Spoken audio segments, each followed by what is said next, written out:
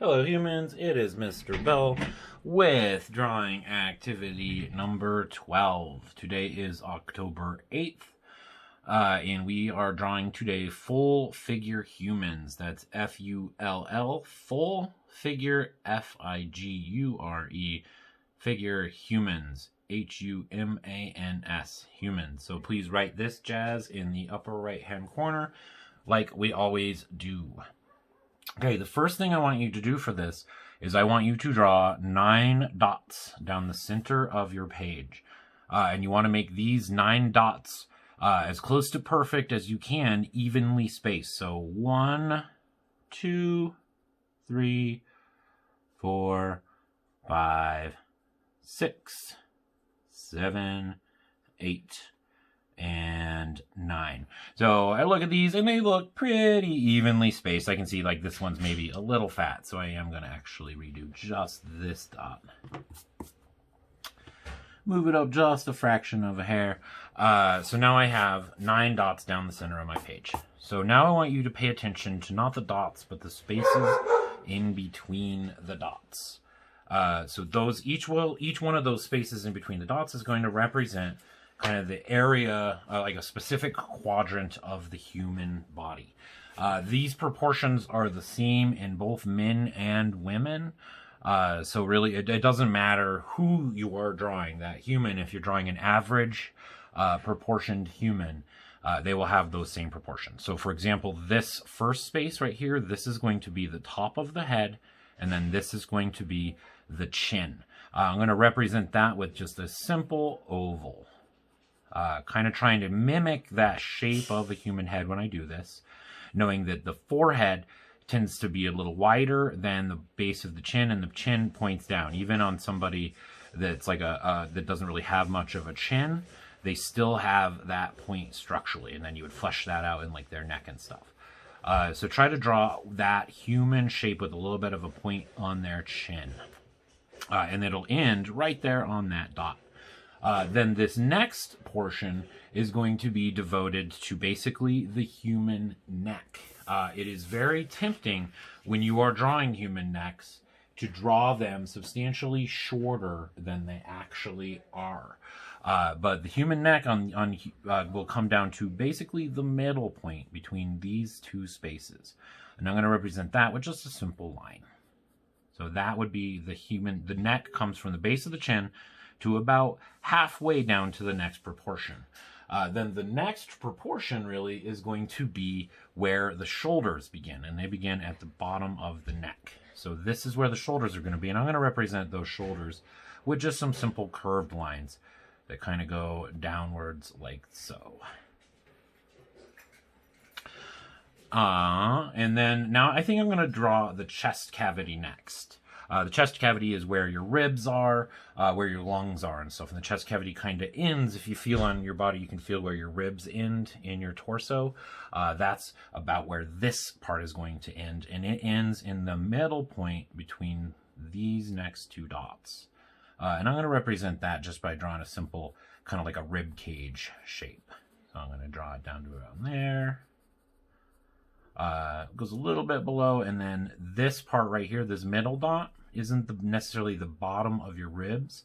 This is where your sternum ends, and the sternum is the bone that connects your ribs.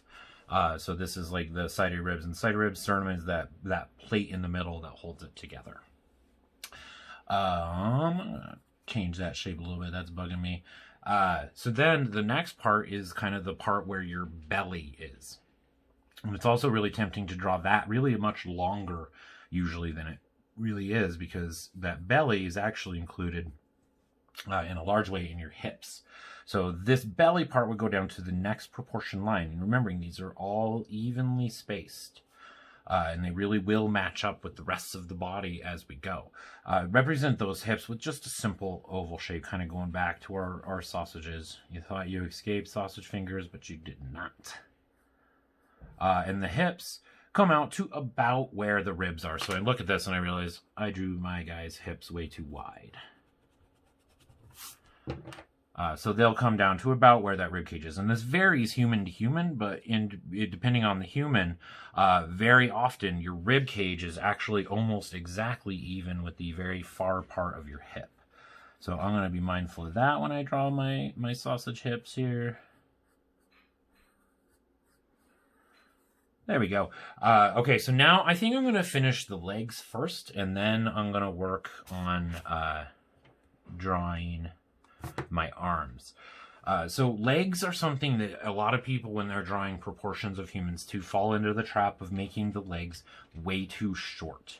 Thinking that the legs really, it's like you start drawing this person and you're like, holy cow, the legs start like right smack dab in the middle of the body. So they go up way higher than you think sometimes. So I'm going to represent where those legs go. Also, the legs often will be, so there's the middle part between this proportion. So this line right here, this is where your legs are going to connect if you switch it this way. So right around, let's say about right there. This is where my leg joints are going to be.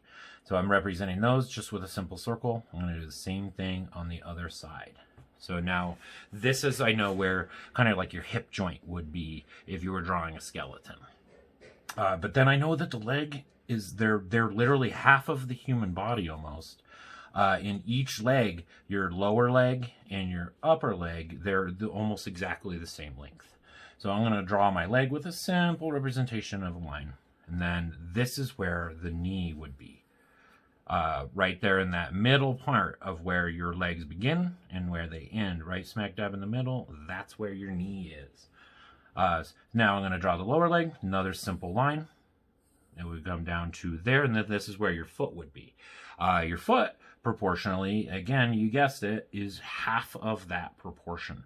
So a foot is literally a quarter the length of your lower leg or your upper leg, or frankly, your head.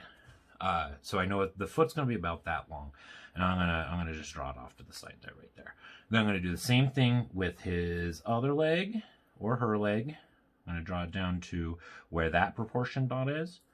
Bam, a knee. Then I'm going to draw the lower leg. Bam, a lower leg. And then I'm going to draw that foot, remembering that that foot is going to be half of these proportions. Same thing with the arms. I'm going to draw these arms going down just so they can line up with stuff. But this is where your shoulder joint would be. I'm going to do that on the other side too. So the arms are going to go straight down. And I know if the arms are going straight down, that they're going to end, bam, right there at this proportion dot where the hip was. And then this is going to be where the elbow is.